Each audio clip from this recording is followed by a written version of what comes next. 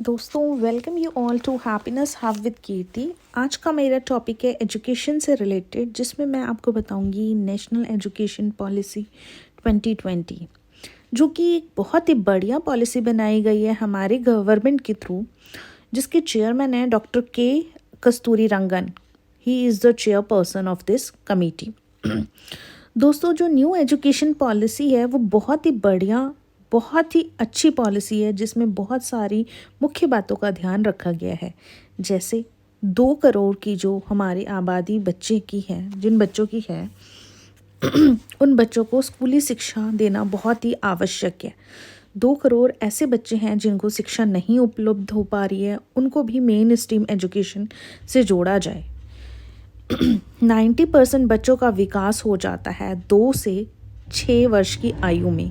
उनके मस्तिष्क यानी ब्रेन का विकास हो जाता है 2 से 6 वर्ष की आयु में। हमने जो एजुकेशन ली है वो एजुकेशन ली है 10+2। हमारी एजुकेशन सिस्टम में हम जब अपने टाइम में पढ़ते थे तो हम 10th करते थे, फिर 11th, फिर 12th, यानी 10+2 का सिस्टम था। अब जो न्यू एजुकेशन पॉलिसी आई है वो बेस्ड है 5+3+3+4। This is the new format. ये एक नया फॉर्मेट आया है एजुकेशन सिस्टम में, एक नया चेंज लाया गया है, जिसे 5+3+3+4 में डिवाइड किया गया है। और इसमें ये भी चेंजेस किए गए हैं न्यू एजुकेशन पॉलिसी 2020 में कि teacher education will be for 4 years। जो भी टीचर बीएड की डिग्री लेगा वो 4 वर्ष की लेगा। 3 लैंग्वेज फार्मूला को अपनाया गया है, यानी बच्चे अपनी मातृभाषा में भी बात कर सकते हैं। टीचर हिंदी लैंग्वेज का भी प्रयोग करके बच्चों को समझा सकता है, इंग्लिश लैंग्वेज को भी समझा सकता है, और वहाँ की लोकल लैंग्वेज का भी प्रयोग किया जा सकता है। त्रिसूत्रीय भाषा का प्रयोग यानी 3 लैंग्वेज को प्रायोरिटी दी गई है नेशनल एजुकेशन पॉलिसी में दोस्तों। और इसके अलावा इंक्लूसिव एजुकेशन यानी कि समावेशी शिक्षा को भी बोला गया है इसमें रखने के लिए, जिसमें लड़के लड़की दिव्यांग हर तरीके के बच्चे पढ़ सकते हैं दोस्तों। तो हमारी जो प्रीवियस एजुकेशन सिस्टम था वो 10+2 था। अब न्यू एजुकेशन सिस्टम के अनुसार 5+3+3+4 का है, जिसमें फर्स्ट स्टेज आएगी आपकी फाउंडेशन स्टेज। फाउंडेशन स्टेज यानी नाम से ही आपको पता लग रहा होगा, फाउंडेशन यानी नींव, जो हम बुनियादी बच्चों की नींव रखते हैं, ठीक है। उसके बाद जो दूसरा आएगा वो आपका आएगा प्रिपरेटरी स्टेज, जिसमें बच्चे को हम प्रिपेयर करेंगे आगे की एजुकेशन के लिए। देन अगेन आपका 3 years का आता है आपका मिडिल स्टेज, और उसके बाद आपका आता है 4th stage, that is secondary stage, जिसमें बच्चे आगे की चीज़ें सीखते हैं।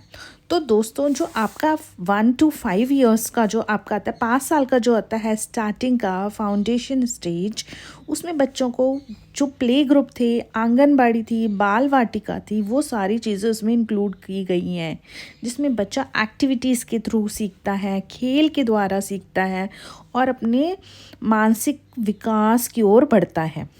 उसके बाद दोस्तों, जो उसका सेकेंड स्टेज आता है वो प्रिपरेटरी स्टेज होता है, जिसमें बच्चे लैंग्वेज को सीखते हैं, भाषा का ज्ञान लेते हैं, कुछ नंबर्स को सीखते जाते हैं, पोएम्स याद करते हैं, धीरे धीरे एक्टिविटीज़ के थ्रू लर्न करते हैं। उसके बाद अगेन आपका 3rd स्टेज आता है, that is the middle stage, जिसमें आपका बच्चा नंबर्स को सीखता है, कैलकुलेशन थोड़ी बहुत सीखता है, और अपनी बातों को एक्सप्रेस करना सीखता है, इन चीज़ों को सीखता है। वोकेशनल एजुकेशन भी उसमें लेता है धीरे धीरे, जब उसका 3rd स्टेज आता है।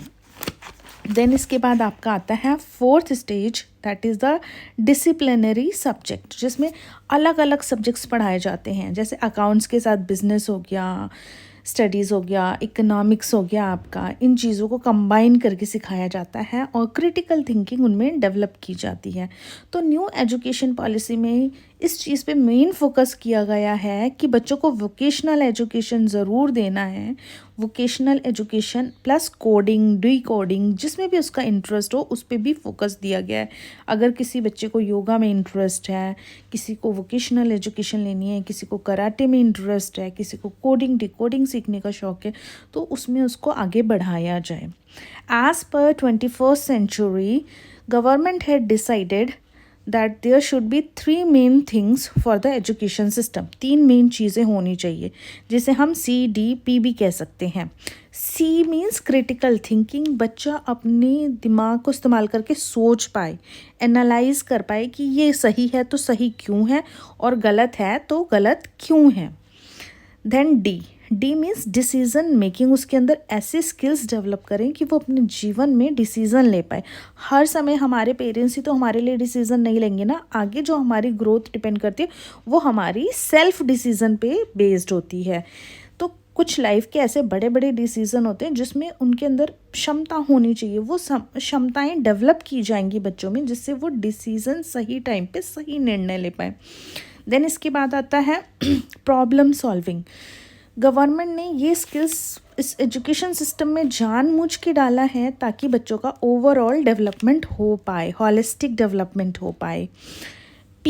CDP मैंने कहा, P से आप याद रखेंगे प्रॉब्लम सॉल्विंग। अगर कोई भी प्रॉब्लम आई तो बच्चा उसको सॉल्व कर पाए, वो इस काबिल तो हो कि उस समस्या आप उसके सामने आई तो उसको कैसे सॉल्व करना है वो तो ये समझ पाए ना।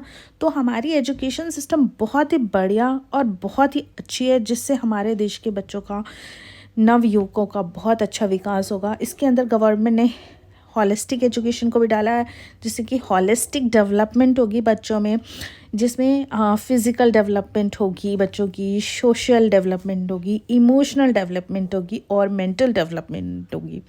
इसके अलावा एक और इम्पॉर्टेंट थिंग है कि लर्निंग टू लर्न, यानी सीखें कि कैसे सीखना है, ये भी इम्पॉर्टेंट है जो कि गवर्नमेंट ने डाला है। होप यू दोस्तों आपको इस मेरी वीडियो से ज़रूर कोई नॉलेज मिली होगी दोस्तों। Thank you and please like and subscribe my YouTube channel. Thank you दोस्तों।